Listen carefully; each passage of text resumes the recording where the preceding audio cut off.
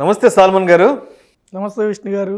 Salmon గారు, ఇప్పుడు నేను బయటకు వెళ్ళినప్పుడు చాలామంది ఫ్రెండ్స్ వాళ్ళు అప్రోచ్ అడుగుతుంటారు, విష్ణు ఇప్పుడు ఈ మ్యూచువల్ ఫండ్ ఇన్వెస్ట్మెంట్స్ ఏవైతే ఉన్నాయో దీంట్లో monthly systematic investment plan better అంటారా, లేదంటే ఒకేసారి తీసుకెళ్ళి ఇన్వెస్ట్ చేసే లంసమ్ బెటర్ అంటారా అంటే చాలామంది అడుగుతుంటారు. So as a market senior ఎక్స్పర్ట్గా, ఒక మ్యూచువల్ ఫండ్ డిస్ట్రిబ్యూటర్గా, సో మీరు ఏది ప్రిఫర్ చేస్తారంటారు? మంత్లీ ఎస్ఐపీ లేదంటే లంసమ్ ఇన్వెస్ట్మెంట్ బెటర్ అంటారా? విష్ణు గారు మంచి క్వశ్చన్ అడిగారండి. ఎవరికైతే లంసమ్ డబ్బు ఉంటుందో లంసమ్ పెట్టవచ్చు, మార్కెట్లోకి వచ్చేయాలి డబ్బు రిస్క్ బేస్ చేసుకొని. అంటే వాళ్ళకి ఒక 5 years మ్యూచువల్ ఫండ్లో మన సెన్సెక్స్ హిస్టరీ ఏంటి, 5 years ఉంటే కూడా ఒక్కోసారి 3 సార్లు నెగిటివ్ రిటర్న్స్ వచ్చింది 43 ఏళ్ళలో.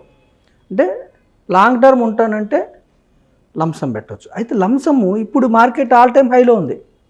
సెన్సెక్స్ 70,000 క్రాస్ రీచ్ అయింది, 69,000లో ఉంది. ఈ టైంలో పెడితే మార్కెట్ డౌన్ అయితే లాస్ వచ్చే అవకాశం ఉంటుంది.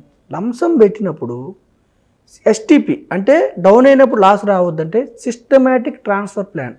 ఒకటేసారి లంసమ్ని ఒక లిక్విడ్ ఫండ్లో పార్క్ చేసి ఒక 12 నెలల పాటు, ఒక 8 నెలలు, ఇప్పుడు త్వరలో లోక్సభ ఎలక్షన్స్ ఉన్నాయి, మార్కెట్ అప్ అవ్వచ్చు డౌన్ అవ్వచ్చు, చెప్పలేము మనం. ఏప్రిల్ మార్చి అప్పటికి చెప్పలేము. క్రిస్మస్ టైంలో ఎఫ్ఐఐలు కొంచెం ఎగ్జిట్ అవుతుంటారు, చెప్పలేము. సో సిస్టమేటిక్ ట్రాన్స్ఫర్ ప్లాన్ ద్వారా లిక్విడ్ ఫండ్లో పెట్టి మార్చుకోవచ్చు. అది కొంతవరకు రిస్క్ తగ్గిస్తుంది. సరే, కొంతమంది పెట్టారు 70,000 ఆల్ టైమ్ హై, త్వరగా పెరిగింది 75,000-80,000కి వెళ్ళింది అనుకోండి, అప్పుడు ఎస్టీపీ ద్వారా పెడితే వాళ్ళకి పెట్టిన దానికంటే లంసమ్ పెడితే ఎక్కువ వస్తాయి. అంటే మార్కెట్ని ఎవరు ప్రిడిక్ట్ చేయలేరు. కాకపోతే రిస్క్ తగ్గించుకోవాలంటే సిస్టమేటిక్ ట్రాన్స్ఫర్ ప్లాన్ ద్వారా పెట్టుకోవాలి. అయితే దీర్ఘకాలం ఉంటే, అంటే 15 years 20 years ఉంటే లంసమ్ ద్వారా పెట్టినా సిప్ ద్వారా పెట్టినా రిటర్న్స్ ఆల్మోస్ట్ సేమ్ ఉంటాయి. ఒక 1 to 2% డిఫరెన్స్ ఉంటాయి. సిప్ అంటే ఏంటంటే సిస్టమేటిక్ ఇన్వెస్ట్మెంట్ ప్లాన్. మ్యూచువల్ ఫండ్స్లో పెట్టే పద్ధతులు లంసమ్ ఒకటి, సిప్ ఒకటి. సిస్టమేటిక్ సిప్ వేరే, మ్యూచువల్ ఫండ్ వేరే అని కొంతమంది తెలియని వాళ్ళు అనుకుంటున్నారు. సిస్టమేటిక్ ఇన్వెస్ట్మెంట్ ప్లాన్ అంటే మ్యూచువల్ ఫండ్స్లో పెట్టే పద్ధతి, అది ఇన్వెస్ట్మెంట్ నెలవారీ వాయిదాలు. అయితే సిప్లో ఏమిటంటే విష్ణు గారు, సిప్ అనేది చాలా చాలా చాలా బెస్ట్ ఆప్షన్. ఎందుకు బెస్ట్ ఆప్షన్ అంటున్నానంటే విష్ణు గారు, మార్కెట్స్ ఎప్పుడూ రైజింగ్లోనే ఉంటాయా? మీ అనుభవంలో ఉండవు. వాలటిలిటీ ఎప్పుడు వాలటిలిటీ ఉంటుంది మార్కెట్లో. ఒక నిమిషం ఉన్నట్టు ఒక నిమిషం మార్కెట్ ఉండదు. Market correct.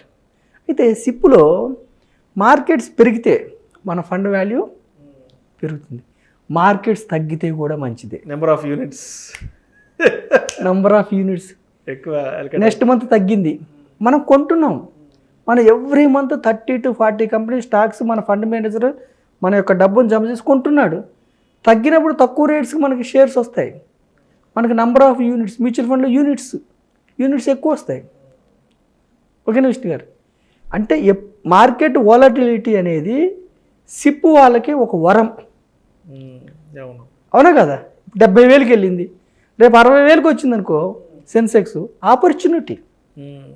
అయ్యో మనకు అప్పుడు మార్కెట్లో లేవేమో అనుకోవద్దు. సిప్లో వాళ్ళకి ఏంటి, ఎప్పుడు ఉంటాం మనం మార్కెట్లో. అవునా కదా అంటారు? సిస్టమేటిక్ ఒక పద్ధతి ప్రకారం ఇన్వెస్ట్ చేయడం. రెండవది ఏంటంటే, మ్యూచువల్ ఫండ్ ఆశ్రయిస్తే మనకు ఒక ఫండ్ మేనేజర్ ఉంటాడు, ఫినాన్షియల్ ఎక్స్పర్ట్ ఫండ్ మేనేజర్. అతని పనిదే ఏ స్టాక్స్ కొనాలి. మనం లార్జ్ క్యాప్ అంటే టాప్ 100 కంపెనీస్లోనే కొనాలి ఆయన. అంటే లార్జ్ క్యాప్ ఫండ్లో 65% డబ్బు పెద్ద కంపెనీస్లోనే పెట్టాలి. అందులో కూడా ఆల్ఫా జనరేట్ అయ్యే కంపెనీస్ ఏమున్నాయి, ఆ యొక్క గవర్నెన్స్ ఎలా ఉంది, నెట్ ప్రాఫిట్స్ ఎలా ఉన్నాయి, పిఈ రేషియో ఎలా ఉంది, ఇవన్నీ ఆలోచించుకొని మళ్ళీ ఆ ఫండ్ మేనేజర్కి విష్ణు గారు ప్రతి మ్యూచువల్ ఫండ్ సంస్థలో రీసెర్చ్ టీమ్ సపోర్ట్ ఉంటుంది. అయితే చాలామంది ఏమనుకుంటారంటే విష్ణు గారు, డైరెక్ట్ ఈక్విటీస్లో కొంటే పెరిగిందంతా మనకు వచ్చేస్తుంది, మ్యూచువల్ ఫండ్స్ ద్వారా కొంటే మనకి ఇవ్వరు అనుకుంటారు. మ్యూచువల్ ఫండ్స్ ద్వారా కొంటే కూడా డైరెక్ట్ ప్రాఫిట్ మనకి యాడ్ అవుతుంది, ఎక్సెప్ట్ ఎక్స్పెన్స్ రేషియో. కేవలం సెబీ రూల్స్ ప్రకారం ఎక్స్పెన్స్ రేషియో మాత్రమే మ్యూచువల్ ఫండ్ సంస్థలో ఎన్ఏవిలోంచి తగ్గించుకోవాలి. ఖర్చులు, మ్యూచువల్ ఫండ్ సంస్థకి అయ్యే ఖర్చులు సంవత్సరానికి 2%, 2.5 1.5 ఉంటుంది. ముందే మనకి మీరు అన్నారు కదా, mutual funds are subject to market risk, read scheme information, related schemes and documents carefully before investing. అందులోనే ఎక్స్పెన్స్ రేషియో ఉంటుంది. ఎక్స్పెన్స్ రేషియో 2% ఉందనుకోండి, 100కి ₹2 సంవత్సరానికి మాత్రమే తీసుకోవాలి. ఒక్క పైసా ఎక్స్ట్రా తీసుకోకూడదు సెమీ రూల్స్ ప్రకారం. ఆ ₹2 కాకుండా 100కి ఎక్స్ట్రా రూపాయి తీసుకోకుండా వచ్చిన లాభం వచ్చినట్టు యాడ్ చేస్తారు. నష్టం వచ్చిందా డౌన్ అవుతుంది. అయితే సిప్పులో వాలటిలిటీ అనేది major advantage. Fund manager, mutual ఫండ్లో ఫండ్ మేనేజర్ అనేది మేజర్ అడ్వాంటేజ్. ఫండ్ మేనేజర్కి ప్రొఫెషనల్, ఫండ్ మేనేజర్తో పాటు రీసెర్చ్, దాన్నే ప్రొఫెషనల్ మేనేజ్మెంట్ అంటే. పెద్ద పెద్ద యూనివర్సిటీల నుంచి, పెద్ద పెద్ద బిజినెస్ స్కూల్స్ నుంచి వాళ్ళు బయటకు వచ్చిన వాళ్ళు అక్కడ ఫండ్ మేనేజర్లుగా ఉంటారు. అది ఫండ్ మేనేజర్స్ రీసెర్చ్ టీము ఒక కంపెనీలో స్కామ్ అయినా, ఏదైనా రిపోర్ట్ వల్ల పడిన రిపోర్ట్ వచ్చిన నెగిటివ్ రిపోర్ట్, ఇప్పుడు ఏ స్టాక్ అయినా పడుతుంది అనుకోండి, చిన్న నెగిటివ్ న్యూస్ వచ్చిందంటే ఎందుకు పడుతుంది అనుకుంటున్నారు? అయితే ఎఫ్ఐఐలు బయటకు వెళ్తారు, లేదంటే మన వాళ్ళు. ఇండివిజువల్ ఇన్వెస్టర్స్ ప్రభావితం చేయలేరు మార్కెట్ని. రిటైల్ పెద్ద ఉండదు, ఇన్స్టిట్యూషనల్ హై నెట్ వర్త్. ఓకేనా? మనమేమనుకుంటాము, ఇండివిజువల్ కొంటే అది పడుతుంది కదా, మనకు ప్రేమ కంపెనీ మీద ఉందాం అనుకుంటాం. యావరేజ్ ఫాలింగ్ నైఫ్ కింద ఎప్పుడు చేయి పెట్టకూడదు, చీల్చుకొని వెళ్ళిపోతుంది. మనకు తెలియదు. అంటే ఇండివిజువల్ ఇన్వెస్టర్స్ కొంతమందికి సబ్జెక్ట్ ఉండొచ్చు, నేను వాళ్ళ గురించి అనట్లేదు, ఎక్కువ మందికి. సో ప్రొఫెషనల్ మేనేజ్మెంట్ అనేది biggest advantage for mutual fund investors. ఓకేనా విష్ణు గారు? చూడండి, చిన్న టిప్స్కే చూడండి బయట ఎంత ఛార్జ్ చేస్తారు. ఇలాంటి ఫండ్ మేనేజర్స్కి వీళ్ళకి ఎంత ఛార్జ్ ఇవ్వాలి మనం? మ్యూచువల్ ఫండ్స్లో మనం ఏమి ఇవ్వకుండా ఎక్స్పెన్స్ రేషియోని వెళ్ళిపోతుంది. ఆ 2% అంటే లక్షకు 2,000 తీసుకుంటారు సంవత్సరానికి. 2% అంటే సంవత్సరానికి, నాట్ మంత్లీ. ఆ 2,000లోనే ఆ యొక్క ఏఎంలోనే వాళ్ళందరికీ జీతాలు కానీ, ఆఫీస్ మెయింటెనెన్స్ కానీ, అన్ని మెయింటెనెన్స్ కానీ అందులోనే వెళ్తాయి. సో చాలా తక్కువ ఖర్చుతో బిగ్గెస్ట్ అడ్వాంటేజ్. ఏ స్టాక్స్ కొనాలి ఏంటని మనం హాయిగా ఇంట్లో నిద్రపోతూ కూడా వేసుకోవచ్చు. రెండోది నెగిటివ్ మార్కెట్స్లో వాలటిలిటీలో. ఇంకొకటి ఏమిటి, మ్యూచువల్ ఫండ్లో ఈక్విటీలో 5% 2% 3% క్యాష్లో పెడతారు.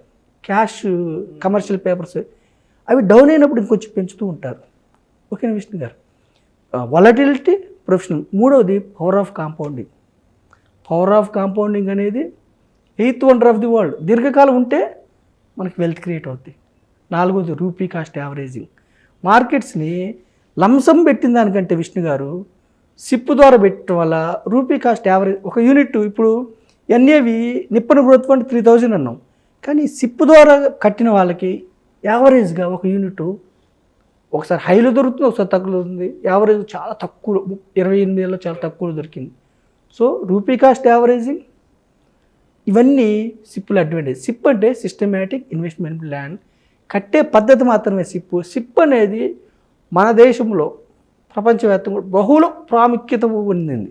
దీర్ఘకాలం సిప్పులో ఎవరైతే ఉంటారో, ఈవెన్ చూడండి విష్ణు గారు, ఒక ఫండ్, నేను పేరు చెప్పట్లేదు, ఒక డిజిటల్ ఫండ్ NFO 10 దగ్గర స్టార్ట్ అయింది. న్యూ ఫండ్ ఆఫర్ 5 నుంచి 7 ఏళ్ల పాటు 10 క్రాస్ చేయాలి, ₹10 దాటలే.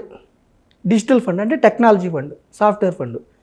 5 నుంచి 7-8 ఏళ్ళు 10 దాటలేదు.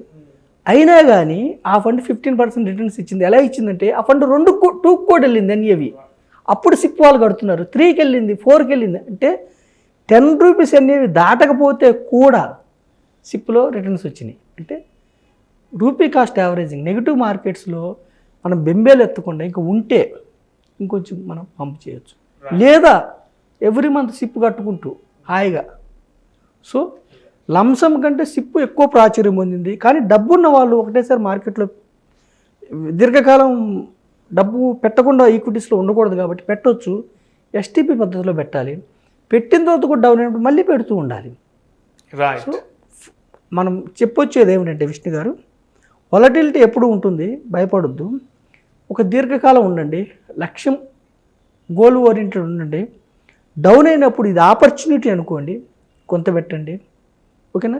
మనం డైరెక్ట్ ఈక్విటీస్లో, డైరెక్ట్ స్టాక్స్లో మనకు నాలెడ్జ్ లేకపోతే మ్యూచువల్ ఫండ్స్ ద్వారా పెడితే, లార్జ్ క్యాప్ అంటే పెద్ద కంపెనీస్, ఇండియాలో ఉన్న టాప్ 100, మిడ్ క్యాప్ అంటే 101 to 250 emerging companies, small cap అంటే 251 నుంచి రెస్ట్ ఆఫ్ ది కంపెనీస్. అందులో కూడా స్మాల్ క్యాప్లో కూడా మార్కెట్ క్యాపిటలైజేషన్ పట్టుకొని మ్యూచువల్ ఫండ్ మేనేజర్ ఏం చేస్తారంటే లార్జ్ క్యాప్లో 10%, టాప్ స్టాక్స్లో 10% పెడితే స్మాల్ క్యాప్లో 2-3%, 1% కూడా పెడతారు. ఎందుకంటే స్మాల్ క్యాప్ ఫండ్స్లో ఫాల్ అవుతున్నప్పుడు లిక్విడిటీ సమస్య వస్తుంది, కొనేవాళ్ళు ఉండరు అమ్ముతున్నప్పుడు. కాబట్టి ఫండ్ మేనేజర్ డీసెంట్గా చేస్తుంటారు. ఏదైనా మార్కెట్స్ అనేది వాలటిలిటీ, రిటర్న్స్ గ్యారంటీ కాదు. లాంగ్ టర్మ్ లక్ష్యం ఓరియంటెడ్గా పెడితే ఇది లంసమ్ ఆర్ సిప్ ఎన్ఏవి చూస్తున్నాం మనం. ఏదైనా మంచిదే, ఒక 2% అటు ఇటుగా ఉంటుంది. ఒక్కోసారి లంసమ్ పెట్టినప్పుడు బాగా పెరిగినప్పుడు లంసమ్కి ఎక్కువ రిటర్న్స్ వస్తుంది, ఒక్కోసారి వాలటిలిటీ ఎక్కువ ఉన్నప్పుడు సిప్కి ఎక్కువ రిటర్న్ వస్తుంది. ఓకేనా విష్ణు గారు? సో ఈక్విటీస్ అనేది అసెట్ క్రియేటర్స్. దీర్ఘకాలం మనం ఈక్విటీస్లో ఉంటే మంచి స్టాక్స్ కానీ మంచి మ్యూచువల్ ఫండ్స్ కానీ చేస్తే వెల్త్ క్రియేట్ అయ్యే అవకాశం ఉంటుంది. అది విష్ణు గారు. Thank you so much salmon గారు. చాలామంది రెగ్యులర్గా నన్ను అడిగే క్వశ్చన్కి ఇవాళ మీ ద్వారా చాలా డీటెయిల్డ్గా వాళ్ళకి నేను సమాధానం తెలియజేయగలిగాను. Thank you so much salmon garu. Thank you Vishnu గారు. Thank you Suman TV. Thank you. ప్రేక్షకుల విజ్ఞప్తి, mutual fund investments are subject to market risk. Read all the related documents and schemes carefully before investing.